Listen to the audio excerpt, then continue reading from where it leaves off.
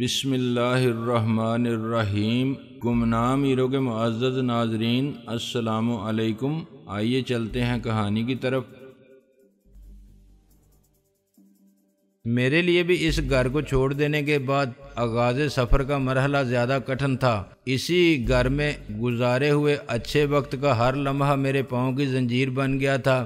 مہربان چہروں کا تصور مجھے بلاتا تھا۔ اب بھی وقت ہے، لوٹ آؤ ناصر۔ ایک شادو، کیا دنیا کی کوئی لڑکی اتنی اہم نہیں ہونی چاہیے کہ تم زندگی کا مقاصد کو فراموش کر دو، یہ بھول جاؤ کہ تمہارے عزائم کتنے ناقابل شکست تھے۔ ایک لڑکی یا عورت کی کشش کو عشق کہو یا محبت، میڈیکل سائنس کہتی ہے کہ یہ سن بلوغت میں نوجوانوں کے جسم میں رونما ہونے والی تبدیلی کے سوا کچھ بھی نہیں۔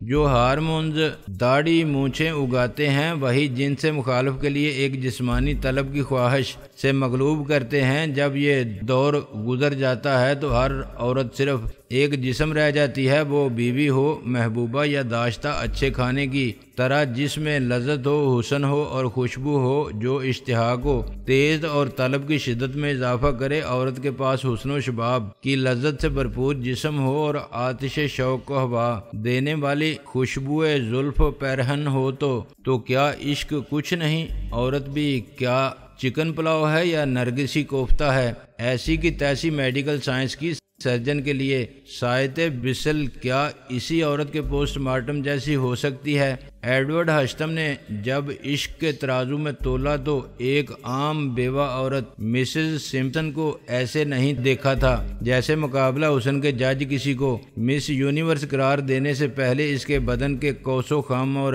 نشیب و فراز کو جیومیٹری کے زاویوں اور حساب کے اعداد و شمار سے ناپ تول کے دیکھتے ہیں۔ وہ تو بس عشق نے کہا کہ نگاہ فقر میں شان سکندری کیا ہے، چھوڑ تخت و تاج کو، قصر شاہی کو اور سودائے فرما روائی کو اور گدائے راہ وفا ہو جا۔ اور ایڈورڈ ہسٹم نے بقائمی ہوش و حواس فیصلہ کیا کہ آغوش محبوب میں زیادہ راحت و سکون کا سامان ہے بنسبت سلطنت برطانیہ کی بادشاہت کے، اور اس کے بعد سے بے خطر کود پڑا آتش نمرود میں۔ عشق اور شاہ و گدا بننے پر کبھی ندامت اور پشیمانی کے احساس نے پریشان بھی نہیں کیا۔ وہ اقلیم عشق کا شہنشاہ بن کے زیادہ سرخرو ہو گیا تھا۔ جیسے جیسے میرے اور شادو کے درمیان فاصلہ کم ہوتا گیا، اس کا متبسم چہرہ فخر اور فتح مندی کی طمانینت سے سرشار میرے تصور میں یوں ابھرتا گیا جیسے فاصلے کی گرد سے عیاں ہونے والے سوز کے خد و خال یا حد افق پر نمودار ہو جانے والے دیو ہیکل طیارے کا سیاہ نقطہ، جو رفتہ رفتہ کسی پرندے کی طرح لگے پھر کسی چھوٹے سے جہاز کا خاکہ بن جائے، یہاں تک کہ وہ پوری گن گرج کے ساتھ سر کے اوپر سے گزرے اور کسی فولادی ڈائنوسار کی طرح سامنے آ کھڑا ہو۔ میرا جذبہ شوق یوں بڑھتا گیا جیسے زمین کی کشش عقل سے نکل کر چاند کی کشش کے دائرے میں داخل ہونے والے خلاباز جہاز کی رفتار بڑھ جاتی ہے۔ بالآخر میں چاند کی سطح پر اتر گیا۔ ایک نیا سیارہ، ایک نئی دنیا تھی۔ میں خود کو کسی طرح بھی نیل آرم سٹرانگ سے کم نہیں سمجھ رہا تھا۔ فرق صرف یہ تھا کہ میرے چاند کا نام شادو تھا۔ وہ آنکھیں بند کیے بستر پر ساکت لیٹی ہوئی تھی۔ اس کے بالوں کا سارا ریشم تکیے پر بکھرا ہوا تھا۔ ہلکے زرد لباس کی چمک اس کے بدن پر یوں لگتی تھی جیسے صحرا میں ریت کے ٹیلوں پر بکھری ہوئی چاندنی۔ سانس کے ساتھ اس کے بدن میں خفیف سا تموج محسوس ہوتا تھا۔ اس کے لب تھوڑے سے بات تھے اور ایک سمٹی ہوئی ٹانگ کا کچھ حصہ اپنی دودھیا سفیدی کے ساتھ دمک رہا تھا۔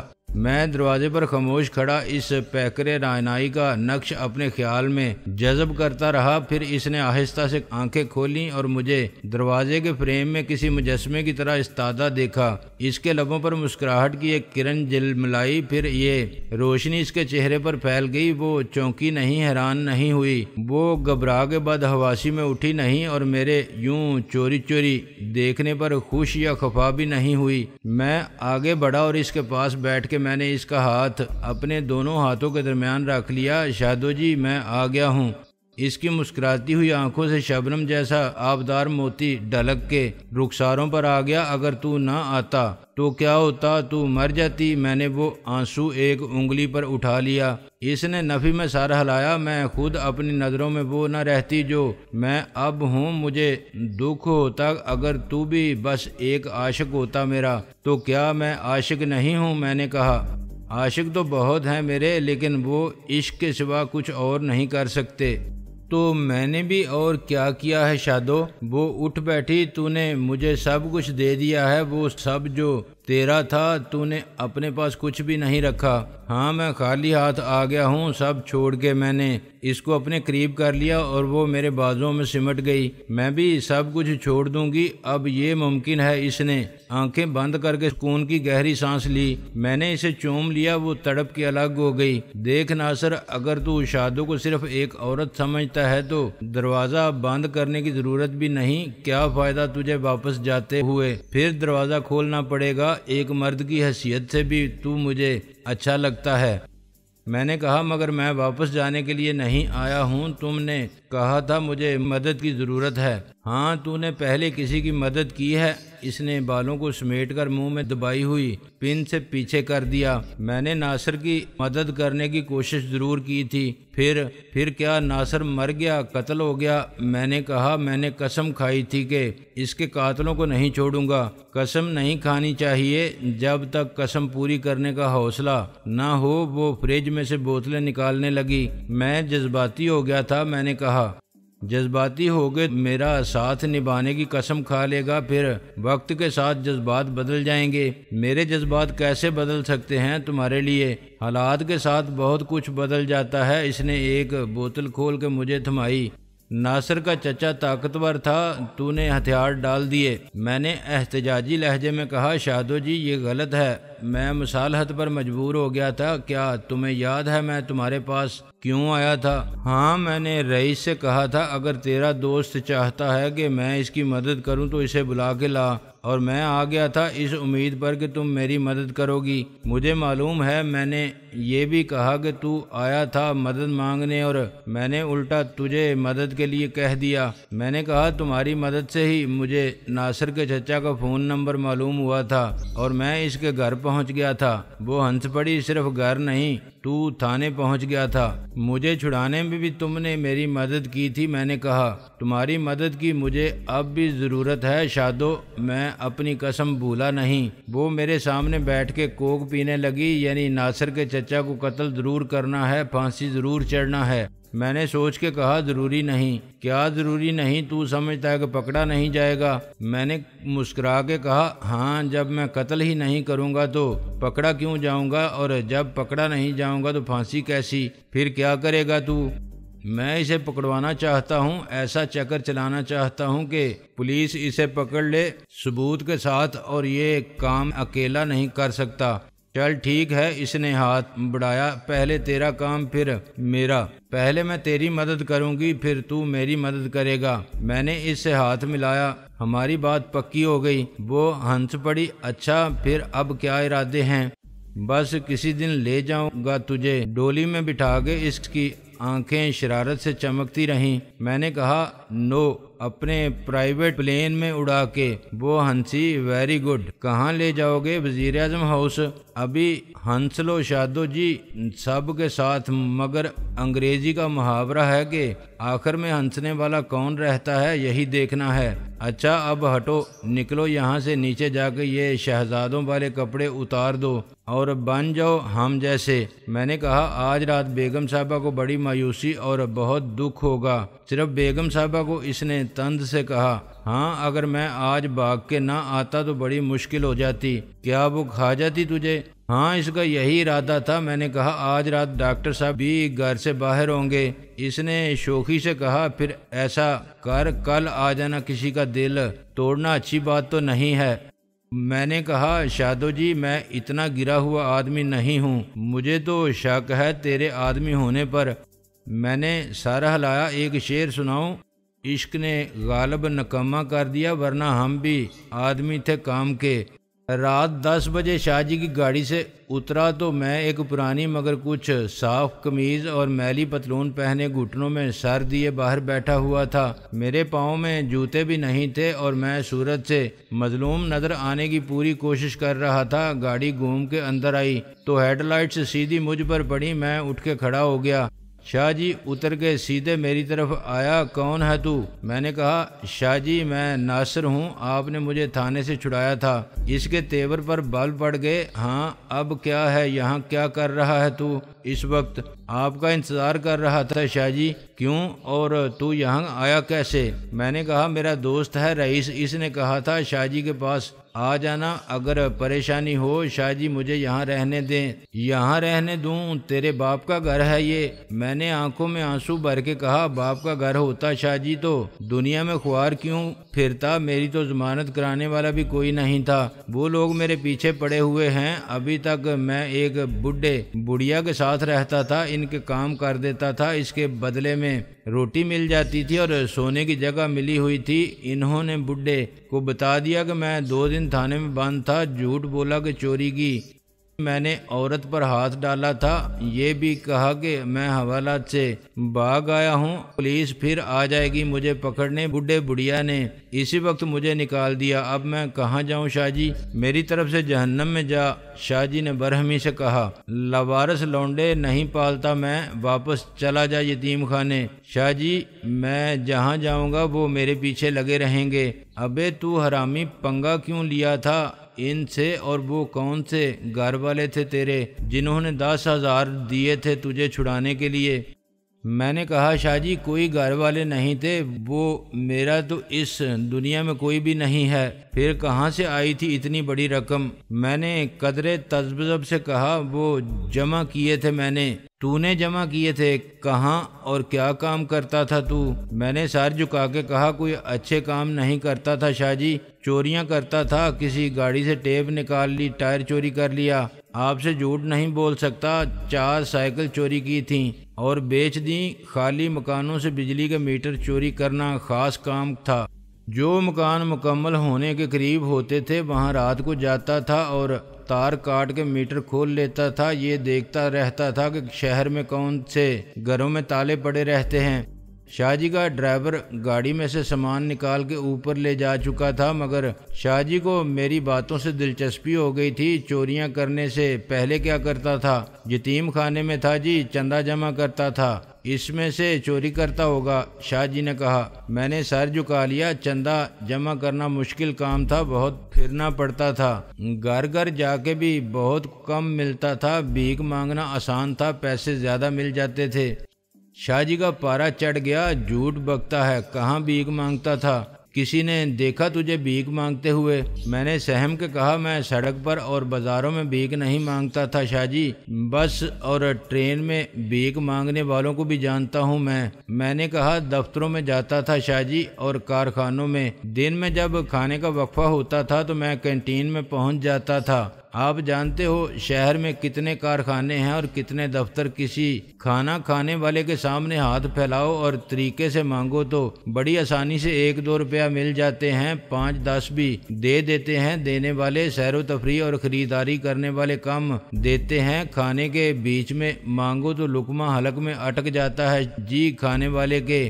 اب تو بڑی پریکٹس ہو گئی ہے، رونا کوئی مشکل نہیں میرے لیے، اور سٹوری ایک سے ایک ہے میرے پاس بابو۔ لوگ اور مزدور ایک بچے کی آنکھوں میں آنسو دیکھتے تھے تو ان کا ہاتھ خود جیب میں جاتا تھا، ان کا کھانا خراب ہوتا تھا، کچھ وہ دیکھ کر ٹالتے تھے اور پھر آرام سے کھانا کھاتے تھے۔ جب ذرا بڑا ہو گیا تو لوگ دھتکارنے لگے کہ کام کیوں نہیں کرتا، پھر شاہ جی کچھ تو کرنا ہی تھا۔ بڑا حرامی ہے بے تو، شاہ جی نے یوں کہا کہ مجھے ان کے لہجے میں ناراضگی سے زیادہ تعریف کا پہلو نظر آیا۔ کتنا عرصہ بھیک مانگی؟ کئی سال یتیم خانے والوں کو روز چندہ پورا کر کے دیتا تھا، ورنہ وہ مارتے تھے، اور تو بھیک مانگ کے چندہ پورا کرتا تھا۔ میں نے اقرار میں سر ہلایا۔ مجھے بھی کچھ بچ جاتا تھا، وہ سب میں جمع کرتا تھا، خرچ بھی کرتا تھا، رئیس کو سب پتا ہے شاہ جی۔ شاہ جی سوچ سوچ میں پڑ گیا، اچھا یہاں رہے گا تو مفت کی روٹیاں نہیں ملیں گی، میں کام کروں گا شاہ جی،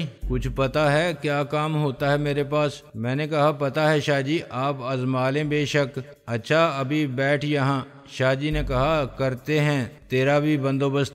10:30 بجے کے بعد فقیروں کے غول آنے شروع ہوئے۔ ان سب کو میں پہلے بھی دیکھ چکا تھا اور ان کی حالت دیکھ کے ایک بار پھر میرے دماغ سے عشق کا بھوت اترنے لگا، یہ احساس کہ آج رات مجھے انہی کے درمیان رہنا اور سونا ہوگا اور میں انہی جیسا ہو جاؤں گا، بڑا تکلیف دہ تھا۔ وہ اس زندگی کے جہنم میں رہنے کے عادی تھے اور انہوں نے شاید کبھی اس سے نکلنے کا سوچا تک نہ ہوگا۔ میں جس دنیا کو چھوڑ آیا تھا، اس کی خوبصورتی، آرام اور آسائش کا احساس مجھے آج ہو رہا تھا۔ میرے دل میں خیال آیا کہ ابھی وقت ہے میں لوٹ جاؤں۔ بیگم صاحبہ اپنے سارے لطف و کرم کے خزانے لٹانے کے لیے چشمے برا ہوں گی اور انہیں معلوم بھی نہیں ہوگا کہ میں ترک تعلق کی راہ پر آدھے راستے سے لوٹ کر آیا ہوں۔ شادوں کا کیا ہے، میں اس سے دو ٹوک بات کر سکتا ہوں کہ قربانی مجھ سے کیوں مانگتی ہے، چل تو بھی چھوڑ اپنے باپ کا گھر میرے ساتھ اور ہم چلتے ہیں اپنی دنیا الگ بسانے۔ عشق میرے پاؤں کی زنجیر ہے تو اس کا روگ بھی ہے، لیکن وہ بدگماں ہو گئی۔ پھر اس نے میری واپسی کو میری وفا کی شکست سمجھ لیا۔ پھر اچانک شاہ جی نمودار ہوئے، اوئے ادھر میرے ساتھ آ، کیا نام ہے تیرا؟ میں نے کہا ناصر عظیم۔ دیکھ یہاں تیرے رہنے کا مسئلہ نہیں، لیکن یہ حرام خوروں کی طرح پرورش کا اڈا نہیں ہے۔ جن لوگوں کے ساتھ تجھے رہنا ہوگا میں ان سے تیری بات کرا دیتا ہوں، دندہ تیری سمجھ میں آتا ہے تو ٹھیک، ورنہ کل مجھے شکل مت دکھانا اپنی۔ سارے فقیر اندر کے ایک بڑے ہال اور لاؤنج میں جمع تھے۔ اگر یہ کسی مہذب خاندان کی رہائش گاہ ہوتی تو ہال ان کا ڈائننگ روم اور اس سے ملحق حصہ ٹی وی لاؤنج ہوتا، مگر وہاں گرد آلود چپس کے فرش پر فقیر پھسکڑا مارے بیٹھے تھے اور آڑے ترچھے لیٹے ہوئے تھے۔ ایک داڑھی والے مشٹنڈے فقیر نے دیوار سے ٹیک لگا کے اپنی ٹانگیں پھیلا دی تھیں اور 10-12 سال کا بچہ اس کی ٹانگیں دبا رہا تھا۔ درمیان میں وہ فقیر سے سگریٹ لے کر ایک کش لینے کے لیے رکتا تھا اور سگریٹ واپس تھما کے پھر اپنے کام میں مصروف ہو جاتا تھا۔ لڑکے کا رنگ صاف تھا اور اس کے بال بھی برے تھے۔ اگر اسے صاف ستھرے کپڑے پہنا دیے جاتے تو وہ یقیناً کسی اچھے گھرانے کا لگتا۔ مشٹنڈا فقیر اسے بڑی عجیب للچائی ہوئی نظروں سے دیکھ رہا تھا۔ دو نسبتاً بوڑھے فقیر دو نوجوانوں کی گود میں سر رکھے ہوئے تھے اور ان سے سر دبوا رہے تھے، باقی سب خوش گپیاں کر رہے تھے اور سگریٹیں پھونک رہے تھے۔ مجھے وہاں 12 سے 14 سال کی عمر کے 4 بچے نظر آئے، ان میں 5 عورتیں بھی تھیں۔ 3 اپنے مردوں کے ساتھ ایسے بیٹھی تھیں کہ لگتا تھا وہ میاں بیوی ہیں۔ ایک درمیانی عمر کی عورت کے ساتھ 14-15 سال کی لڑکی تھی اور وہ ماں بیٹی سب سے الگ ہونے کے باوجود سب کی پرہوس نظروں کا مرکز بنی ہوئی تھیں۔ کچھ فقیر اب کھانا بھی کھا رہے تھے۔ شاہ جی کو دیکھتے ہی وہ سب سیدھے ہو کے بیٹھ گئے اور ایک ساتھ شور کرنے لگے، استاد جی السلام علیکم۔ او خیر ہووے استاد بادشاہ، آؤ جی بسم اللہ استاد صاحب۔ سر دبانے والا فقیر بھی بیٹھ گیا۔ استاد کوئی نواں نکور پنچھی ہے؟ مشٹنڈا فقیر بے شرمی سے ہنسا۔ نواں نکور کچا مال ہے تو ہمارے حوالے کر دو استاد جی، 2 دن میں پکا کر دیں گے۔ شاہ جی ایسی باتوں کا عادی تھا، اس نے کسی کو جواب نہیں دیا اور حال میں پڑی ہوئی لکڑی کی تخت جیسی چوکی پر آلتی پالتی مار کے بیٹھ گیا۔ چل بیٹھ جا تو بھی ادھر، اس نے دائیں طرف والی دیوار کی قطار کی طرف اشارہ کیا۔ سارے فقیر اب دیواروں سے ٹیک لگا کے ترتیب بار بیٹھ گئے۔ غالباً وہ ہر روز اسی ترتیب سے اپنی اپنی جگہ بیٹھتے تھے۔ استاد نے ایک نظر سب پر ڈالی اور کہا، وہ پھیکا پھر پکڑا گیا اور دینو کہاں ہے؟ دینو کو گڈی نے ٹکر مار دی تھی استاد، ایک فقیر بوڑھے نے کہا۔ زندہ ہے کہ مر گیا؟ استاد نے کہا۔ ایک ٹانگ ٹوٹی ہے استاد، ہڈی وارڈ میں لیٹا ہوا ہے۔ استاد نے ناگواری سے کہا، ایک ٹانگ ہی ٹوٹی ہے نا، اور کچھ تو نہیں ہوا؟ پٹی پلستر کرانے کے لیے اسپتال میں جانا ضروری تھا۔ کون لے گیا تھا اسے اسپتال؟ ایک لڑکے نے کہا۔ استاد جی پولیس لے گئی تھی اسی گاڑی میں جس نے ٹکر ماری تھی۔ पुलिस को लेना होगा जुर्माना गाड़ी वाले से, वो हरामी खुद अपनी मर्जी से लेटा होगा। हराम खोरी के लिए 4 पैसे ज़्यादा कमा सकता था, मगर पेट भरे हुए हैं सबके। एक लड़का बोला, उस्ताद जी अस्पताल में सोनी सोनी नर्सें, बंद कर अपनी बकवास। शाह जी ने कड़क के कहा, कल मैं इस की दूसरी टांग तोड़ के लिटा दूंगा। बादशाही मस्जिद के बाहर 1 हफ्ते पड़ा रहेगा। इधर फीका किधर है? दीनू के बारे में रिपोर्ट देने वाले ने कहा, आपने पहले ही समझ लिया था उस्ताद। छितरौल के लिए महीने में 1 दिन वो अपने ससुराल जाता है। आज किससे झगड़ा हुआ था इसका? गलती इसकी नहीं थी उस्ताद जी, एक गाड़ी वाले से सवाल किया था इसने, साथ बैठी थी इसकी घरवाली, हाथ इसका खिड़की में था, गलती से फीके का हाथ लग गया, गलती से। शाह जी ने गुस्से से कहा, मैं जानता हूँ इस ठरकी को अच्छी तरह। ओए धंधा करते हो कि ठरक पूरी करते हो?